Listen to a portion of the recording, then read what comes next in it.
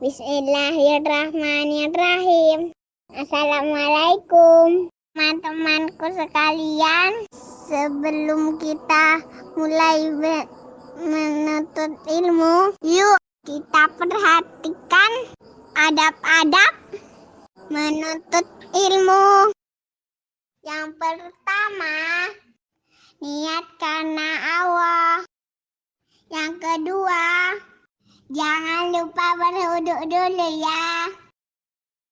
Yang ketiga, pakaian yang dipakai harus pakaian yang baik loh.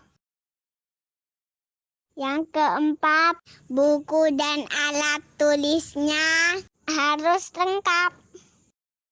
Yang kelima, harus duduk dengan tenang. Jadi tidak boleh tidur-tiduran ya. Yang keenam, harus didengarkan dari awal sampai akhir. Itu tadi adab-adab menuntut ilmu. Jika sudah siap, yuk kita baca doa dulu. Rabbi zidni ilma warzuqni fahma.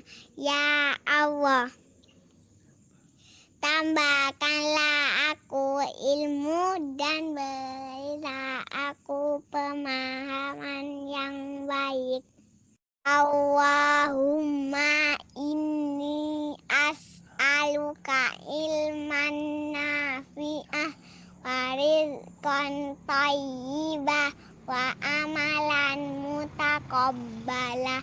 Ya Allah, sesungguhnya aku memohon kepadamu ilmu yang bermanfaat dan rizki yang baik dan amalan yang diterima. Amin. Selamat menikmati.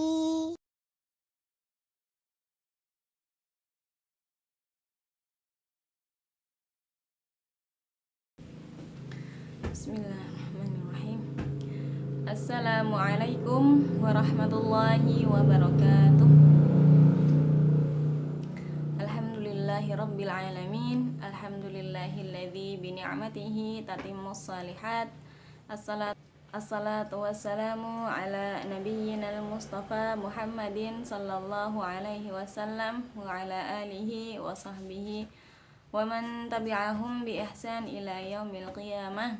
Rabbi shrah li sadri wa yassir li amri wahlul 'uqdatam min lisani yafqahu qawli. Amin, amma ba'd. Alhamdulillah, segala puji dan syukur kita panjatkan kehadirat Allah Subhanahu wa Ta'ala yang mana masih mengizinkan kita untuk kembali bermajelis ilmu di waktu yang insya Allah diberkahi ini. Salawat serta salam kita haturkan pada Nabi kita Muhammad Sallallahu Alaihi Wasallam yang telah menjadi teladan utama bagi seluruh umat manusia, dan juga seorang nabi yang kita harapkan syafaatnya di hari akhir nanti, dan juga kita haturkan salawat kepada keluarganya dan sahabatnya dan orang-orang yang senantiasa mengikuti sunnah beliau. Baik anak-anakku sekalian, kita bertemu kembali di dalam majelis ilmu ini. Kita kembali belajar, jadi mari kita bersama-sama mengikhlaskan niat kita agar niat belajar kita menuntut ilmu hanya karena Allah Subhanahu wa Ta'ala. Kita akan mulai dengan basmalah. Bismillahirrahmanirrahim. Allah Subhanahu wa Ta'ala menciptakan hewan ternak untuk kita. Salah satu manfaatnya adalah untuk memenuhi kebutuhan manusia. Maka dari itu, ketika seorang manusia mempunyai hewan ternak, dia akan menjaga hewan ternak itu layaknya barang yang berharga. Jadi hewan ternak itu sangat berharga, apalagi kalau hewan ternak itu berupa onta, gitu ya. Dan seperti yang Ustazah jelaskan di hari-hari yang lalu tentang keistimewaan onta, bahwa onta itu sangat istimewa, apalagi di kalangan orang yang hidupnya di padang pasir.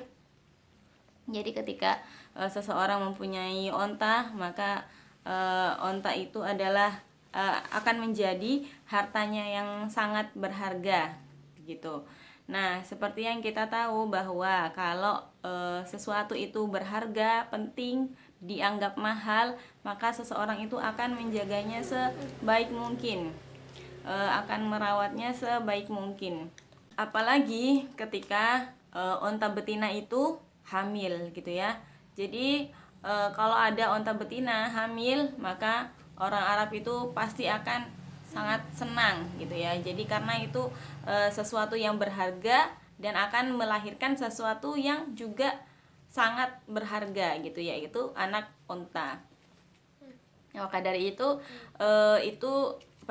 onta biasa aja mereka sudah senang, apalagi onta yang sedang hamil mau melahirkan anak onta. Tapi ada masa suatu waktu di mana onta yang hamil itu tidak akan dipedulikan lagi, tidak akan diurusi lagi oleh pemiliknya. Kenapa? Karena saat itu terjadi sesuatu yang sangat besar. Karena pada saat itu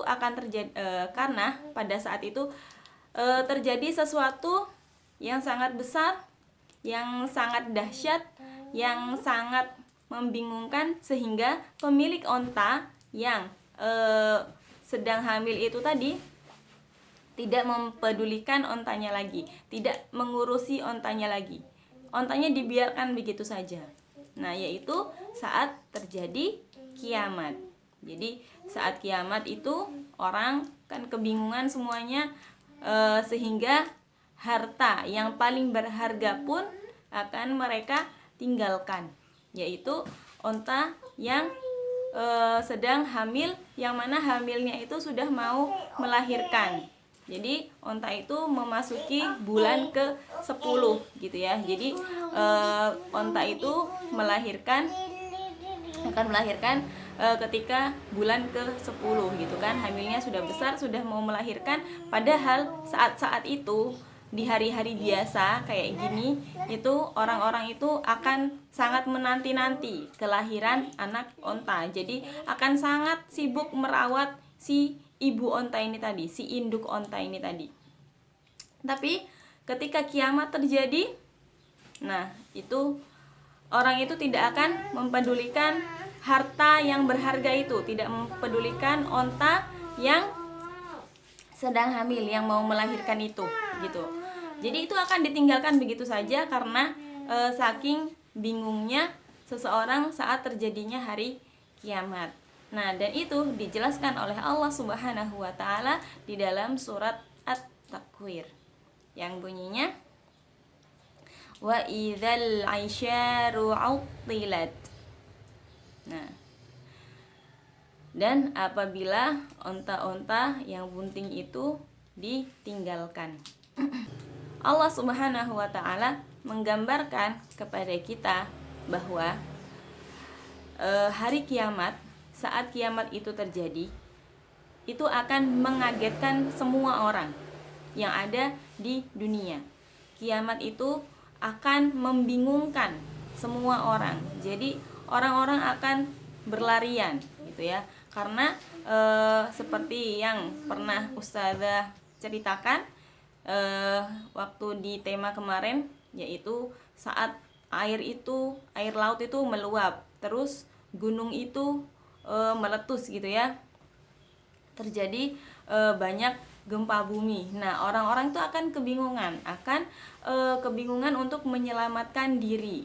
Jadi semua orang akan bingung saat kiamat itu terjadi.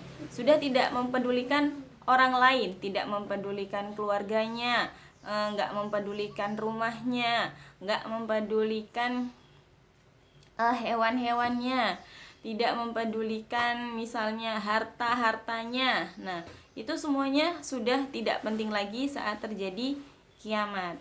Nah, kemudian nikmat-nikmat Allah yang Allah berikan kepada kita, seperti nikmat makanan, nikmat minuman, nikmat adanya tanaman, kemudian nikmat hewan ternak. Nah, dan itu tidak dirasakan lagi oleh manusia saat manusia tersebut kebingungan menghadapi hari kiamat. Karena hari kiamat itu akan terjadi dengan kejadian yang sangat dahsyat, tidak bisa dibayangkan oleh manusia pada saat ini, nggak bisa gitu ya. Jadi sangat dahsyat, sangat menakutkan, dan sangat membuat orang itu bingung gitu. Allah menjelaskan tentang banyak gambaran saat terjadinya kiamat agar kita manusia ini beriman akan terjadinya hari akhir. Karena hari kita hidup di dunia ini kan akan berakhir. Ketika kiamat kita akan dihidupkan kembali untuk dimintai pertanggungjawaban atas apa yang kita lakukan di dunia. Dan harta benda yang Allah berikan kepada manusia, yang Allah gambarkan dengan onta yang hamil dan mau melahirkan, nah itu kan adalah sesuatu yang sangat berharga bagi kalangan Arab. Nah, Allah menggambarkan sesuatu yang sangat berharga nantinya juga akan ditinggalkan saat terjadi kiamat. Jadi yang lebih berharga dari nikmat Allah yang Allah berikan kepada kita ini adalah nikmat yang paling berharga, itu adalah iman kepada Allah Subhanahu wa Ta'ala. Jadi seberharganya onta yang sedang hamil, yang akan melahirkan anak onta, nah itu tidak lebih berharga dari iman yang ada di hati orang beriman. Nah, baik anak-anakku sekalian, kita akan mengakhiri video belajar kita kali ini. Semoga apa yang Ustazah sampaikan bisa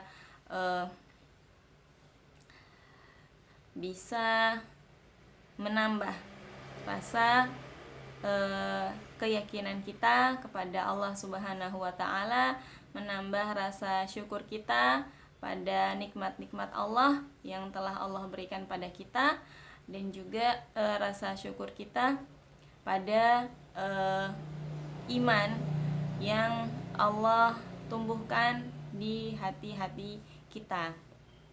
Dan kita meminta kepada Allah Subhanahu wa Ta'ala agar menjaga iman yang ada di hati kita semua, agar iman itu tidak hilang, dan agar iman itu akan selalu menguat hingga nanti kita bertemu Allah Subhanahu wa Ta'ala. Baik anak-anakku sekalian, kita tutup dengan doa dan juga kafaratul majelis. Allahumma anfa'na bima 'allamtana wa 'allimna ma yanfa'una wa zidna ilma. Ya Allah, berilah kami manfaat dari apa yang telah Engkau ajarkan kepada kami, dan ajarilah kami apa yang bermanfaat bagi kami, dan tambahilah kami ilmu. Amin. Subhanakallahumma wa bihamdika asyhadu an la ilaha illa anta astaghfiruka wa atubu ilaik. Wa sallallahu ala Muhammadin wa ala alihi wa sahbihi wa sallam. Alhamdulillahi rabbil alamin. Wassalamualaikum warahmatullahi wabarakatuh.